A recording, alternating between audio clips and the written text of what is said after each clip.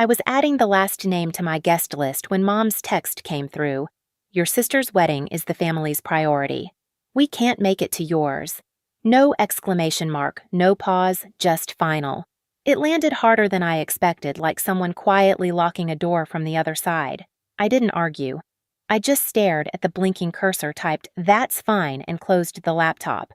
A week later, while they were dressing up for Chloe's big day, the world discovered something they never bothered to ask about my ceremony was already happening under the olive trees of my own $6 million villa in Tuscany, and when the photos surfaced, the silence from home said everything. Before I tell you how it all unfolded, hit like and drop a comment telling me where you're listening from, because sometimes the people who were supposed to show up for us never do. When people ask what growing up in our house was like, I never know where to start. From the outside, we looked picture-perfect Christmas cards in matching sweaters, smiles wide enough to convince anyone we were close. But if you looked long enough, you'd notice the pattern. Every story, every celebration somehow looped back to my younger sister Chloe. She was the family's orbit. I was the quiet background keeping the whole system balanced. I used to think it was normal how Mom's eyes lit up every time Chloe entered a room, how Dad bragged about her dance trophies at every dinner. When I brought home science fair ribbons or straight A's, they'd nod politely and change the subject. Mom would say things like, "You're lucky, Esther. Things just come easier for your sister." That word lucky always stung. It made every hour I'd spent working feel invisible. There's a photo album somewhere in my parents' living room that tells the whole story better than I could. Page after page of Chloe twirling in pink tutus, Chloe blowing candles, Chloe at prom. I appear once, maybe twice cropped at the edge or half turned away. When I was 16, I found one photo where I remembered standing right beside her, but in the printed version, my face was gone, literally trimmed out of the frame. Mom said it was to make the composition neater. I didn't cry. I just stopped expecting to be in the picture at all. Grandma Helen was the only one who noticed. She used to slip me quiet reassurances during family dinners, leaning in close to whisper, "Don't worry, sweetheart. Some people only see what's shiny." She had a way of saying things that made you feel seen without needing to explain yourself. My cousin Rachel, too, she was always the one texting me on birthdays after my parents forgot. But favoritism doesn't explode overnight. It seeps in slowly until silence feels safer than confrontation. By the time we were adults, it had become a language in itself. When Chloe forgot my college graduation, Mom called it a simple misunderstanding. When she borrowed money and never returned it, Dad said she's still finding her way. So when the wedding text came through, I wasn't shocked, it just confirmed what I had always known. I had spent my whole life being the adjustable one, the one who bent, so others could stay comfortable. But that night, as I sat staring at Mom's message, something shifted. For once, I didn't bend. I looked around my apartment, the soft hum of the fridge, the scent of cedar candles I'd lit to calm myself. My wedding invitations were still stacked neatly on the counter, each one handwritten sealed in gold wax. I'd imagined them sitting proudly on my parents' fridge. Now, I imagined them unopened, tossed aside for Chloe's glossy event.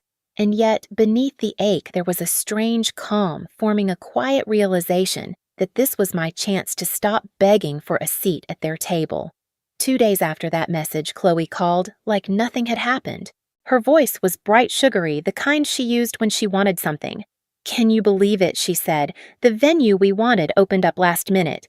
It's the same weekend as yours, but that's fine, right? You're on the West Coast, we're in Boston.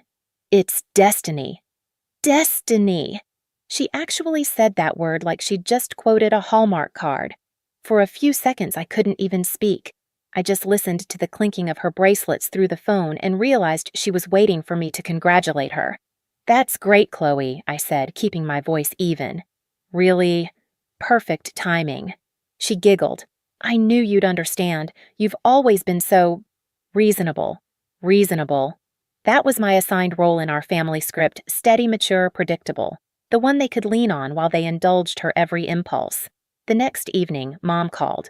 Her voice carried that careful tone she used when she was about to disappoint me, but didn't want to feel guilty about it. "Sweetheart?" She began about the wedding dates. "Chloe's fiancé's family can only do that weekend. She's very emotional right now, and it would mean so much if you could be flexible." Flexible. Another word that used to define me. I asked quietly. So, you want me to move my wedding? Mom hesitated. We just think it would be easier for everyone. You're so independent, Esther. You'll understand. The irony almost made me laugh. Easier for them. For her.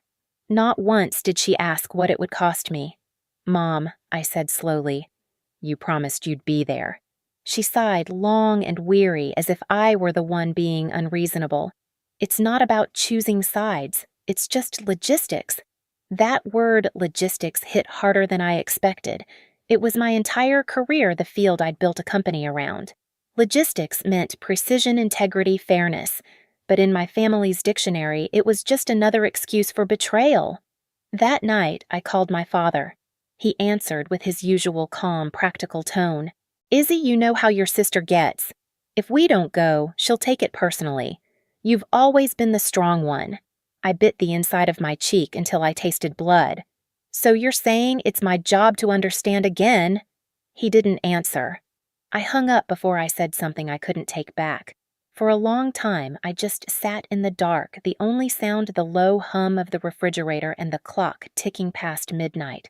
The light from my engagement ring caught the edge of the counter, scattering little reflections across the wall, like fragments of something I'd been trying to hold together too long. That's when it clicked. I realized my family wasn't cruel in loud, obvious ways. Their weapon was omission, leaving me out of pictures, out of conversations, out of priority lists. I'd been trained to interpret silence as love, not this time. I closed my laptop, opened my travel bookmarks, and clicked on a listing I'd saved months ago, a stone villa in Tuscany surrounded by olive groves. The photos glowed like a dream gold light on terracotta walls. If they wouldn't show up for me, I'd build something they could never ignore. The next morning, I booked a flight to Italy. No announcement, no family group chat, no dramatic goodbye, just a single decision made in silence. When the plane descended over the hills of Tuscany, the light was different, softer, almost forgiving.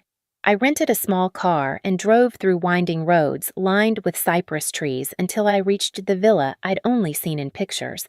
It was older than I'd imagined. Stone walls, the color of honey wooden shutters, cracked with age olive trees stretching beyond the horizon. The caretaker, an older man named Signor Rossi, handed me a ring of keys and said in careful English, "This place waits for someone who sees it." For the first time in months, I felt seen. Inside, the air smelled of earth and dust like a place that remembered every voice that had ever echoed through it. As I walked from room to room, I realized this wasn't just a house, it was a blank canvas, a chance to rebuild my story without anyone editing me out. Over the next few weeks, I poured myself into restoring it. I hired local craftsmen who treated every beam and brick as if it were sacred. The sound of hammers and laughter mixed with the hum of cicadas. Every evening, I'd sit on the terrace with a notebook sketching the courtyard for the wedding, one long stone table under a canopy of vines, strings of lanterns overhead. No family table, no seating hierarchy, just one place for everyone who chose to be there. The locals started calling me La Signora Silenciosa, the quiet lady. I liked that. My silence wasn't weakness anymore. It was strategy. When I called my fiancé and told him my plan, he didn't question it. He just said, "If this is what peace looks like for you, I'm in." And for the first time in my life, I believed someone meant it. A week later, I began sending out new invitations, not the embossed gold kind I'd sent before, but simple cream envelopes with olive leaves pressed inside.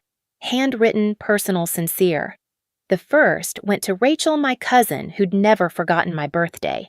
Then to Grandma Helen, who had always seen through the family's illusions. And one by one replies started coming in. Rachel called me first. We heard what happened. Aunt Judy told everyone Chloe's wedding was the main event. "We're done pretending. Send us the details, we'll be there." Her voice cracked halfway through, not from pity, but from loyalty. By the end of the week, flights were booked. Grandma messaged, "I've missed enough real love in my life." "I'll be in Tuscany, my dear." The group chat they started called itself The Real Family Table. Photos of passport suitcases and laughing emojis filled my phone. For the first time, I didn't feel abandoned. I felt chosen. And somewhere between the olive trees and the smell of fresh plaster, I realized this wasn't revenge. This was revelation. The morning of both weddings arrived under the same sun, two worlds unfolding miles apart. In Boston, the air was heavy with humidity and nerves. The hotel ballroom glimmered under chandeliers, but there was an uneasiness that even the florist couldn't hide. Half the chairs near the front sat empty. Mom stood by the entrance in her lavender dress, smiling too wide, pretending not to notice how many familiar faces were missing. Dad checked his watch, then his phone, then the door again. Maybe the flights got delayed. Mom whispered, her voice brittle, but no one was coming. Inside, Chloe adjusted her veil for the 5th time. Her bridesmaids hovered, whispering, "Where's Grandma? Didn't she always sit in the first row?" Chloe's smile wavered. "She must be running late," she said, but her voice cracked. The photographer shifted awkwardly, repositioning the guests to make the room look fuller. "Maybe move everyone forward," he suggested gently. "Sure," Chloe said, forcing a laugh, but her hand trembled as she clutched her bouquet. Meanwhile, across the ocean, the same sunlight poured over rolling hills of Tuscany, catching on silver olive leaves. The villa glowed like a painting, stone walls wrapped in vines, lanterns swaying in the breeze. The long table was set beneath the grape canopy lined with candles, wildflowers, and clay plates handmade by local artisans. Rachel's children chased each other between the trees. Eli strummed his guitar, softly testing the chords of a love song. Grandma Helen sat in the front row, holding a small olive branch she'd plucked that morning, a symbol of peace, she said. I stood inside, looking out through the open doorway. My wedding gown wasn't grand or glittering, just silk, simple and soft, catching the afternoon light. Lucia, the local chef who had become a friend, pinned a sprig of olive leaves into my hair and whispered, "For good fortune and for truth." When I stepped outside, the breeze lifted the veil from my shoulders. The guests turned faces glowing in the golden light. Grandma rose first, her eyes bright. "There she is," she said softly, and for the first time I believed her. There was no orchestra, no choreography, just Eli's guitar, the rustle of vines, and the sound of people who had chosen to be there. As I walked down the aisle, I thought about every empty chair that had once represented absence birthdays, forgotten graduations, unattended silences mistaken for peace. But here, every seat was filled. Every gaze met mine, unflinching. The officiant, a local friend of Lucia's, spoke in melodic English. Love is not measured by how many are invited, but by who shows up. The words sank deep. When it was my turn to speak, I didn't read from paper. My vows came out like breath. To the ones who show up, I began, my voice steady. This love is for you, for those who believed in me before I ever proved I was enough. For the ones who stayed when it wasn't convenient. Rachel wiped her eyes. Grandma nodded slowly, whispering, "That's my girl." When the ceremony ended, applause rose not loud, but warm, human, alive. The courtyard filled with laughter and the smell of truffle butter and rosemary. Lucia's kitchen doors swung open, carrying platters of handmade pasta and roasted vegetables. The lanterns above flickered on as the sky turned violet. It wasn't perfect. It was real. Halfway through dinner, Rachel showed me her phone. "They're talking about it already," she said, half laughing. Photos had begun circulating through the family group chats, candles, the villa, the table glowing under the grapevines, Grandma laughing with Eli's arm around her shoulder. Within hours, the images reached Boston. At the ballroom, Chloe was posing for her couple's portrait when one of the bridesmaids gasped, scrolling through her phone. "Wait! Isn't that your family?" "They're in Italy." "What?" Chloe frowned, snatching the phone. On the screen was a photo of me and my husband standing beneath the Tuscan sky lanterns glowing behind us, our family smiling around the table. Grandma holding up her olive branch. Rachel's kids throwing petals. Chloe froze. The photographer hesitated, lowering his camera. Around her, the murmurs started soft at first, then spreading. "Isn't that Aunt Marianne and Uncle Ray? I thought they were supposed to be here." Mom leaned over Dad's shoulder, eyes narrowing at the phone. "What is this?" she whispered. Dad's face drained of color. It's Esther's wedding. Chloe's breath hitched. They went to hers. Mom didn't answer. The silence stretched louder than any outburst could have been. Guests shifted uncomfortably. Someone coughed. The band played on, trying to fill the tension, but even the music sounded hollow. When the officiant toasted to family unity, no one raised a glass. Back in Tuscany, laughter rippled through the courtyard as Lucia poured wine into glasses and said, "Eat, drink, and remember why you came." Grandma leaned across the table and took my hand. "I've waited a long time to see this, Esther," she said. "This is what family was supposed to look like." The night deepened into gold and violet. Someone started a slow song, and guests began to dance barefoot on the stone floor. For a moment, I stepped away, walking toward the olive grove. The air smelled of wood smoke and lavender. The villa behind me glowed with life. My phone buzzed on the table messages, missed calls, unread voicemails. I didn't open them. I didn't need to. In Boston, Mom's voice trembled as she called again this time, leaving a message, "Esther, how could you do this to us? Everyone's talking about it." We looked like fools. I listened to it the next morning, sipping coffee under the same olive tree where I'd said my vows. The sun was rising, turning the hills amber. I hit play once more, then deleted it. They thought humiliation was the punishment. It wasn't.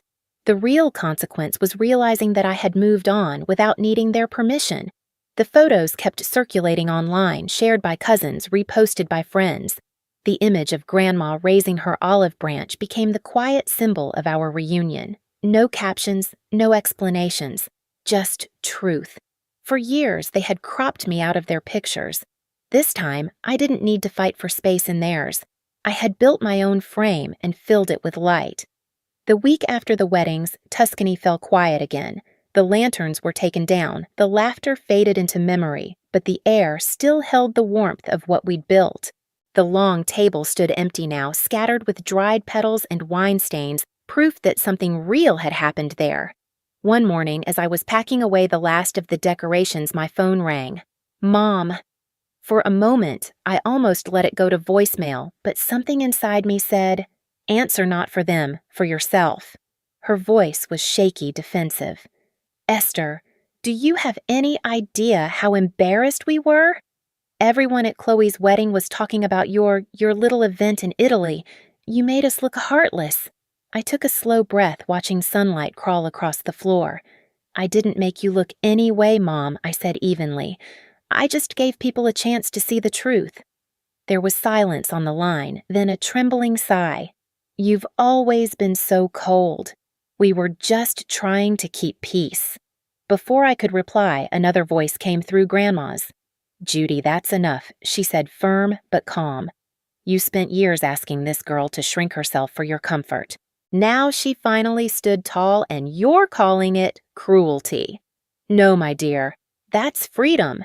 Mom said nothing after that. The call ended quietly, like a door closing without a slam. I stepped outside the olive trees, swaying gently in the breeze. Lucia came out from the kitchen, wiping her hands on her apron. "Everything okay?" I smiled faintly. "Better than okay. It's finally quiet in all the right ways." She looked toward the long table and said softly, "Then eat, Signora. You've earned peace."